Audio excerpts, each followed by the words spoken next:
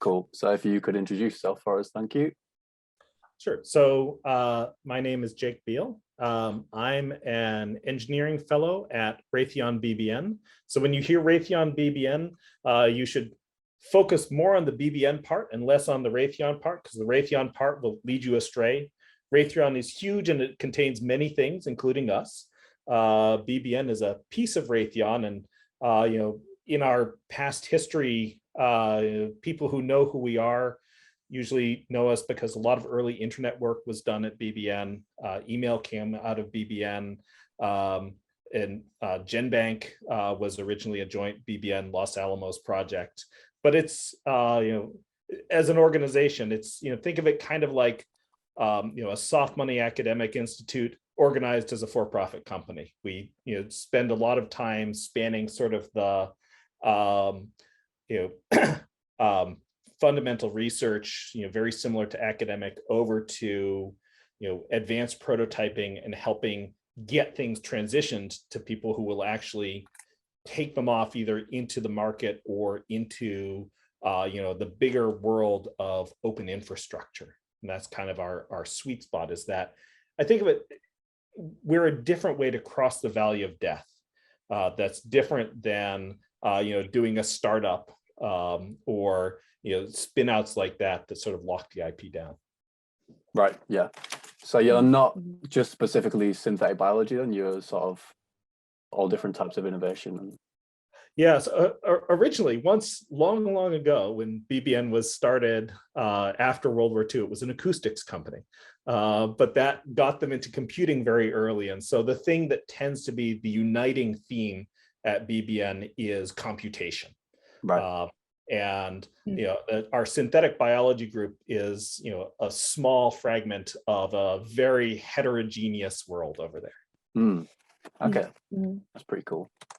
Yeah, so I invited you today because I read one of your articles on measurements in synthetic biology, and I thought that was interesting to talk about for the podcast.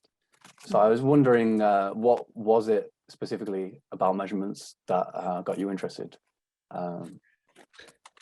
So it's almost a funny story, because frankly, I'm not interested in measurements, but I am compelled to engage with them to do the things I am interested with. So, I'm one of that dangerous species, of invader into the biological domain. My graduate school training was in artificial intelligence and complex systems, self-organization, and synthetic biology wasn't anything to do with my thesis work. Synthetic biology was the thing I distracted myself with from the thing that was distracting me from my thesis work.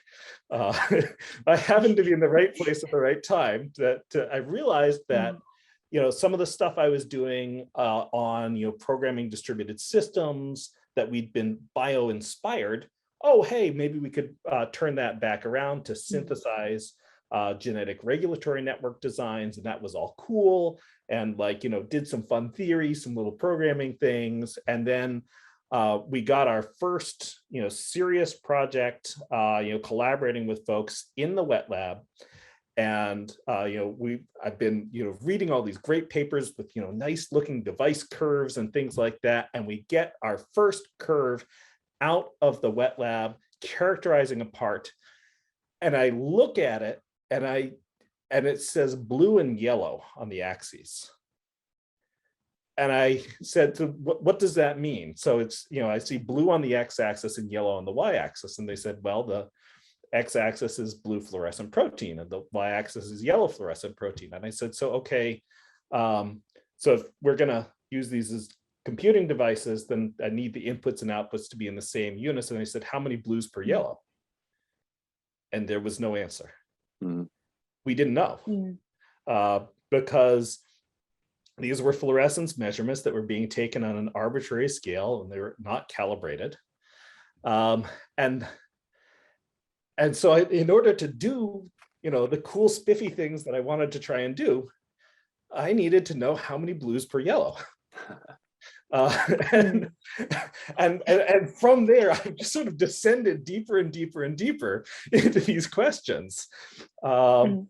Fortunately, there's a lot of folks who have done really good work in this space before, that we've been building on top of. So like that question, how many blues per yellow, you really also want to know how many molecules is that blue actually equivalent to. And that turns out to be a really hard problem.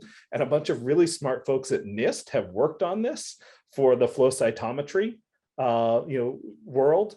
And there are manufacturers that make these great calibration beads that people who use this for diagnosing diseases have gotten calibration systems that you can use for interpreting equivalent molecules. Now, when we use it in synthetic biology, it actually ends up being very different, because instead of having, say, a fluorescein tag, and we know how many fluorescein molecules are there, which is what you're doing if you're, say, quantifying the efficacy of your CAR T, chimeric transformation on your cell line. Instead, we're asking, so I made some GFP, and I don't have a way to calibrate against GFP, but I've got this way of calibrating against fluorescein, and fluorescein and GFP have pretty similar spectrums. So somebody gave me a number about how many GFP this would be if I measured it over here, and I'm measuring it over there with a slightly different channel, and I'm measuring, the fluorescein instead. And now, am I close enough that I can engineer with this? Why are you unable to calibrate with the GFP? Sorry. Because the manufacturer supplies units in fluorescein. Okay, I see. So the manufacturer, and also when we talk about GFP, there's a big problem there. If I say GFP, which molecule do I mean? Do I mean GFP mut3? Do I mean SFGFP? Do I mean EGFP? And people use these all interchangeably, and they all have pretty similar properties, but they're not the same. And we don't know in many cases whether the differences are large enough differences that they're actually going to cause us a problem when we're trying to use a number again. I think one of the things that's sort of let this situation be the case is that too often in the world of synthetic biology, we're still only doing science and not engineering. We're doing science that aims to enable engineering. But in science, the product is knowledge. And the input is, whatever you're doing in your lab to produce that knowledge. In engineering, we have to take materials and information as inputs from somebody else so that we don't redo it in our lab. And this is not to cast aspersions on either one. This is a natural divergence between the two modalities. In science, you want to be more different from everybody else if you can, because that's more interesting. The knowledge is newer, the novelty is newer. People are going to find weird cases and things are more interesting when you've got your scientist hat on. When you take your scientist hat off and you put on your engineer hat, now you want to steer away from that, and you want to reuse as much as possible, because that enables you to make a more complex thing, because you're building on the foundations that others have done. Right. Yeah. And we just don't. I was just thinking, so do you would you say that everything is measurable? To what extent do you think the natural world is measurable? To what extent can we build direct objectives for measuring the natural world? So I think there's a major difference to be distinguished between it can be measured and it's worth measuring. And for example, this is one of the things that led me to shift from being entirely flow cytometry centric to having a lot of plate reader work in the measurement work that we're doing. This came from starting to do volunteer work with iGEM and the interlab studies that we ran there, were some of the first ones where we had no idea what equipment people had. And flow cytometers are great. They let you get measurement from all the individual cells. You can look at population structure. They're fantastic for modeling. Most people don't have access to them. So if you want to be able to have a much larger number of labs producing measurements, the reality at this moment of time is that you got to have plate readers too. And even if you are in a flow cytometry enabled lab, your flow cytometer disrupts the cells when you run them through it, and a plate reader is much more non-invasive. So, you can potentially make all these measurements, but what do we need to measure? There are measurements, also like, why am I measuring fluorescence? Fluorescence is like 3 steps removed from the thing that I actually want. Fluorescence is a property that develops over time in the presence of oxygen of proteins that were produced from RNA that was produced from the transcriptional activity, which is the thing that I actually want to quantify. Fluorescence is just my probe. Why am I measuring fluorescence? And the answer is because I can measure fluorescence really well, and it's good enough to get me the ability to make predictions about transcriptional activity, but it's really hard to get the same measurements about transcriptional activity. Some of Are my there any methods for that out there that's like have promise for the future that you can measure transcriptional activity and that sorts of things? Sure, there's a nice thing that came out of some work from NIST and a consortium they put together a few years ago was RNA-seq spike-ins that you can put to try to quantify your RNA expression levels. And that's much closer to transcriptional activity. And I think that there are people who've come up with some specialized methods where you can actually directly measure transcriptional activity. But I haven't tried to use them because, I think this is stuff that, is, I'm going to say totally wrong things, like related to, fish or some of those other, in-cell omic kind of stuff. I don't remember. I think I've read stuff about it coming out of the church lab or somewhere.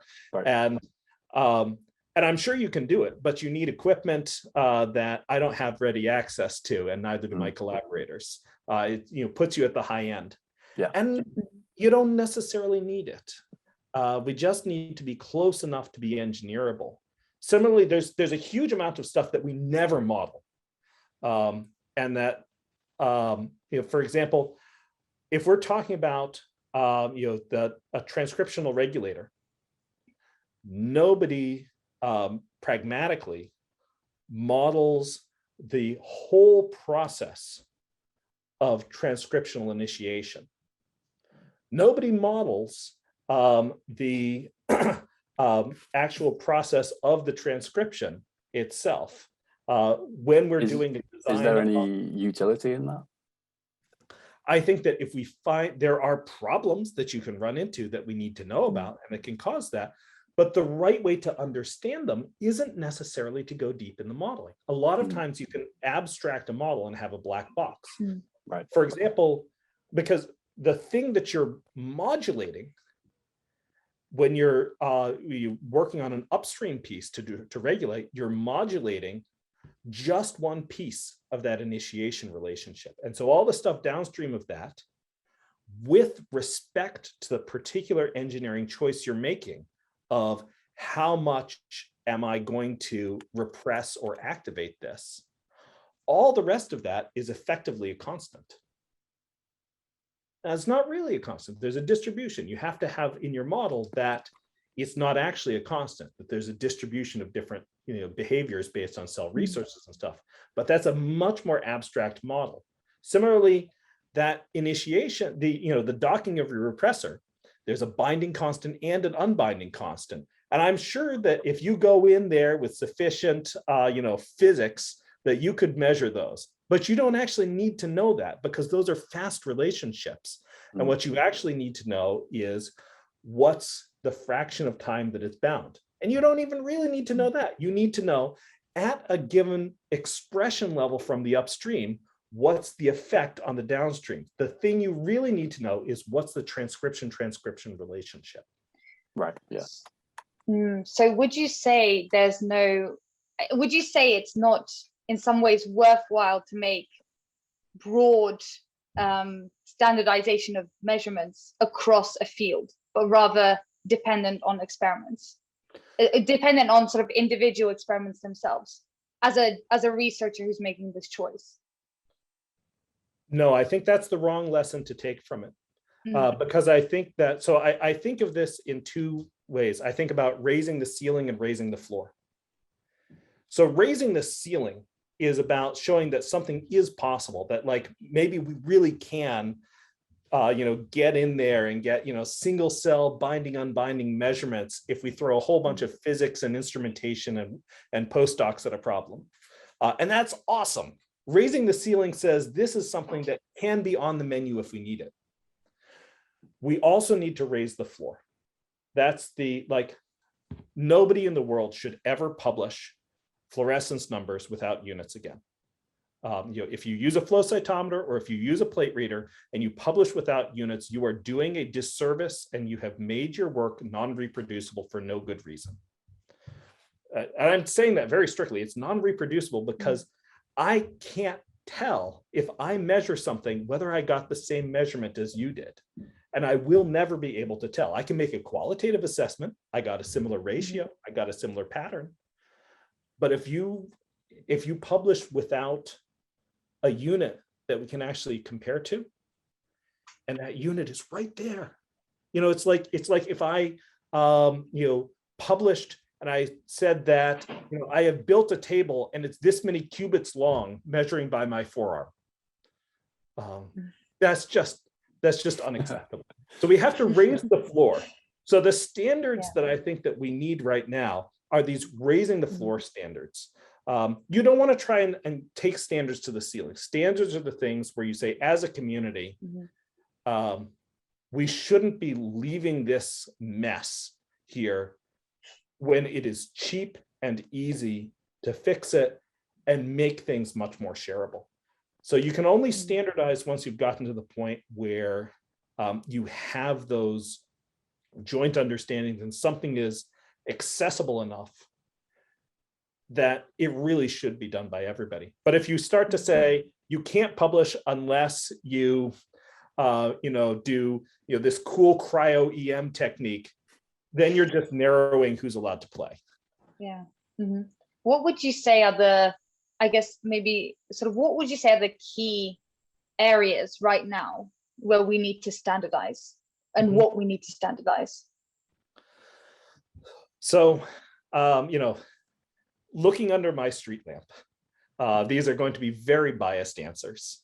I think, the first thing that is just a no-brainer is that we should always be calibrating flow cytometry measurements because the calibrants are out there and they're cheap.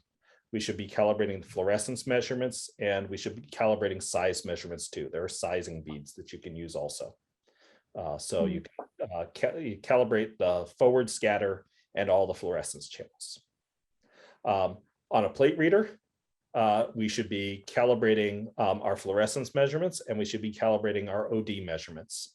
Some of those IGEM studies also showed how you can turn OD into estimate of particle count. There's caveats on how to interpret this because estimated particle count is an equivalence, not actually saying that's many particles. It's saying you're getting the amount of turbidity that you would have if you had that many particles, and you can get that turbidity through other things too.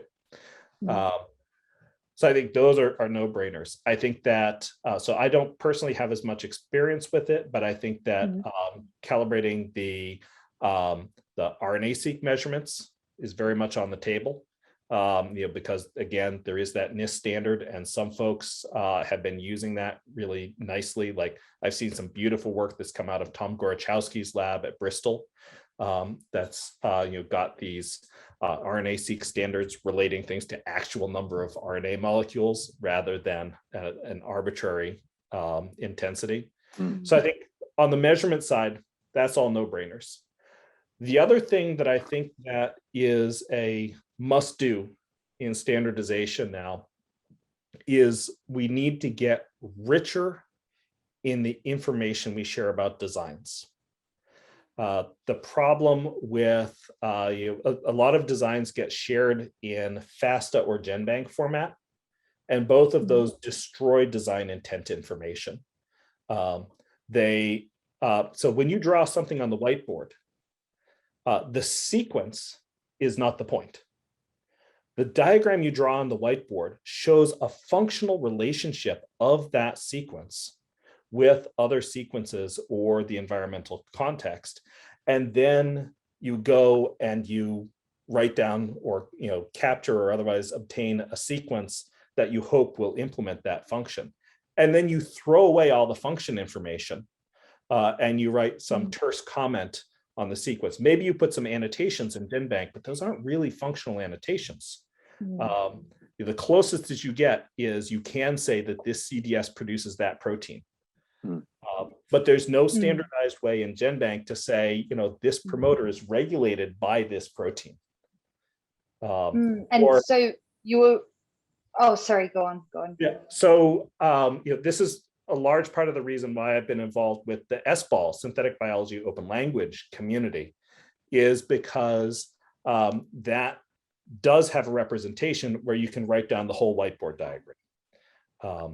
And it's with how does it work? I'm very curious because I have looked into it, but I would just wonder to explain a bit more how the S symbol works. So how SBAL works is so it's just a representational format in the same way that FASTA or GenBank is. The difference is that it has a richer language. So with GenBank, what you fundamentally are saying is, I have a sequence, and here are some annotations on that sequence, and here's a little bit of metadata about that sequence. With SBAL, what you start with is you say, I have a biological system, and now I'm going to describe that system to you in terms of its subsystems, its sequences, the topological or spatial constraints on it, i.e. like, I put this plasmid inside this strain. That would be a topological constraint. Or I put this sequence before this other sequence. That's a sequential constraint. And you talk about functional relationships. That's the core of what SBAL has. It's conceptually, it's very simple. It can look complicated when you come into it, especially if you don't have a computer science background and you're trying to get up. There's some good tutorials and things out there, but fundamentally, it's the way that you can think about it is when you make that whiteboard diagram of your system, each thing you drew on the whiteboard is a component in SBAL. Each arrow that you drew on the whiteboard is going to be a functional relationship of some sort, whether it's a production or a regulation or a modification. Each sort of physical relationship, when you drew something inside of something else or two things that touch one another, like say you draw a line that's got a promoter and a coding sequence on it, that's a constraint relationship. So each of those things you draw on the whiteboard has a straightforward mapping into a thing in SBAL that can express the same idea. And how well accepted is it? Is this would you call it a computing language? How well accepted is it in the scientific community? So it's a data standard. And there are several different programming languages that have libraries for interacting with it. So you can work with SBAL pretty easily in Python or Java or in JavaScript, and people have made some other libraries as well. I would say it's not a very large community yet, but there is a significant community that is using it and working with it and building both tools and projects that depend on those tools. So it's not huge, but there's a significant community. And the way that I really think about it is, once you find that you need something like this, you can either go rebuild something like SBAL, or you can figure out how to use SBAL. Mm-hmm. Is there anything sort of like where you could have a central repository where you say, okay, I want to use this promoter, I'm going to express this protein and all these different components, and you can maybe have that in SBAL, and then it can estimate, in this host, in this E. coli strain, or whatever, it's going to produce this amount of protein. Is there anything like that? So again, I want to really emphasize that SBAL is, like GenBank, it's the representation. It's Right. not the tool. Yeah. Now, people are building tools to try to do things like that in a lot of different languages and with a lot of different representations, including some of those speak SBAL. But I think it's important not to confuse together the model and the tool versus the language. Right. Now, specifically with respect to the question of repositories, that's one of the things I'm very excited about that a number of us are working on right now, myself and a lot of collaborators. We'd really like it to be easier to get a hold of recommendations of what to use. So if you're working with, say, Python, or you're working in Galaxy, something like that, there's a set of packages. And so if I'm working in Python and I want to read and write GenBank files, I do pip install biopython, and now I have the ability to read and write GenBank files. And I'd like it, if I'm working with genetic designs, that I can say pip install fluorescent proteins and pip install E. coli regulated promoters. And now I should have a package that comes with all the recommendation information and models that I need. Now, those don't exist yet, though we've been doing some really exciting experimentation of them with iGEM. This is all stuff that's still very, very new, but anybody who goes to iGEM opening weekend will hear some about this with the new distribution iGEM has made. I think this is the direction we need to go, and this is really, it's about how the sequence is too small and the database is too big. So if you go to a database, like NCBI or AdGene or the SynBioHub database, which is the SBAL version of some of these, it has a conversion of the whole iGEM repository in it and things like that. Then, that's cool, but it's huge.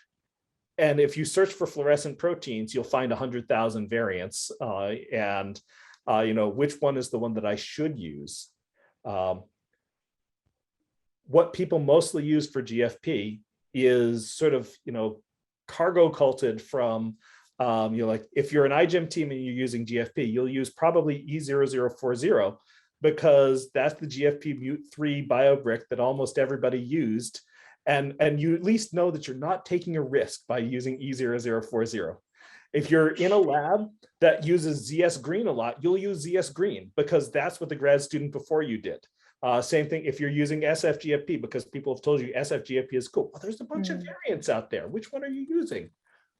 That's socially determined, not scientifically or engineering wise determined. So the sequence is too small. The database is too big. We need packages where somebody can have, sort of a small group that are curating this in the same way that they do with software tools, where people can come and say, here's the GFPs that we think are the right ones that you should use. Ignore these other ones, and these are the properties. These are like, your top 5. Use this one for eukaryotes. Use this one for E. coli. Use this one, if you're you need an IP-free version, and ignore the other 50. And then we can upgrade it later and still have, if I'm using this GFP, I'll still get. The sequence might change out from under me, but I'm still getting the best recommendation for an IP-free green fluorescent protein. That's where I think that we need to go. where we can have upgrades to the knowledge that we import in just by knowing that I should go to this watering hole where the experts are curating something for me and I can contribute back to it and it'll help other people. As opposed to right now, all of this basically spreads effectively by word of mouth, where scientific paper is effectively another form of word of mouth because there are so many papers. Word of mouth tells you whose paper you should read and think about copying a sequence from without full understanding. And it's also, I guess, so also what you're saying is that it also changes the scientific culture of how people do experiments and how people think about their experimental design. Maybe. I think it'll change the engineering culture more than the scientific culture. But access to those engineering tools will allow the scientific culture to accelerate. There'll always be all sorts of cool stuff that is too immature to use out there in the scientific culture. And that's fine. That's what, almost all science fails. And if your science isn't, if your fundamental research isn't mostly failing, then you're not doing interesting enough work. Right. That's a good way of putting it. That's also why almost all of the sequences that you find in AdGene are useless, because if they weren't, then people aren't doing interesting enough research. How do you see like the best way for people to adopt these standardization methods and those sorts of things? So I think that the right starting point is to basically just look at one thing in your lab and say, how can I make that a little bit better this month? How can I be a little bit better than before? Don't try and jump it all at once, all deep. If you're using fluorescence, ask, can I standardize my next experiment? It's cheap, it's easy. So just take a little step forward on making your outputs a little bit cleaner than they were a month ago. And then for getting into things like SBAL, I think there's some good tutorials and things. And again, the right thing isn't to like jump in deep, is to ask, what's the next project where I might actually benefit from this? The things that we're finding are very beneficial are being able to curate and version our sequence information. You can start doing that. You don't have to do SBAL for that. You can start doing that. Just move from sharing things via email to learn how to use Git, so that you can version control your information and you can know when somebody's making a change and why, and share that information in a team and review each other's work. And then you might find over time that GenBank stuff doesn't diff very well, and maybe you want to add some more information in. And so it's every process, think about how to make it a little bit better this month than it was last month, and onboard the things a little bit at a time, because it's never the right time to open it all up and try and gobble everything down. You'll just get nowhere. You'll get overwhelmed. It'll be no fun. But at the same time, a lot of your time is spent on uninteresting work. And so I would advise every biologist to think like a computer scientist, at least a couple days a month, where a good computer scientist is somebody who is so lazy that they will do 8 hours of work to avoid 1 hour of boredom. Taking something, putting a little bit of automation in, and then you save it over time, because now for the next 6 months, that 1 hour of boredom a month you had dealing with, or frustration a month you had dealing with, I can't figure out what happened with this sequence. Now that's just gone. And if you do a little bit each month, slowly you get into a much better space than you were when you started. I'm interested. So you're also building a new computer programming language? It's called, was it Protelius? Proteus, and before that, Proto. Proteus. That's from my former life with complex systems. Ah, right. Okay. Um, Because I was just wondering if that has anything to do with sort of automating, like lab machinery automation and the communication between. No, it's sort it's of about machine. distributed systems engineering. Now, the proto language, which came before Proteus, that's the one that we realized that it was a language that was sufficient to describe genetic regulatory networks, and that was my sort of entry point into here. But I don't bother with it anymore because we've got to get the stuff down at the bottom sorted first. And that sort of like, complex high level design. It's cool to know that whether it's through Proto or Eugene or Geck or Cello or half a dozen other things, it's cool to know it'll be there when we're ready for it. But Right. it's not where any of the action is right now. The action is in making the conditions ready so that these things can be used.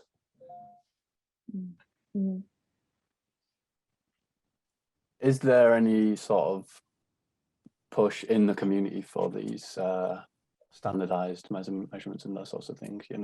Is there like a organization or anything like that? So for some there are, for some there aren't. So for example, for flow cytometry, NIST has a flow cytometry standards consortium. There's a whole bunch of folks from lots of different manufacturers and such in there. We're in there too.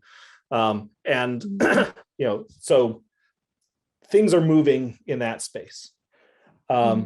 With plate reader, it's a more organic, ground up kind of thing that's happening right now. There's not an official standardization community. SBAL is part of the Combine Standards Network, which has a bunch of bioinformatics stuff in there for around modeling and things like that. So there are communities, but it's, each one is kind of its own question about where does this fit and what's the right way to approach this.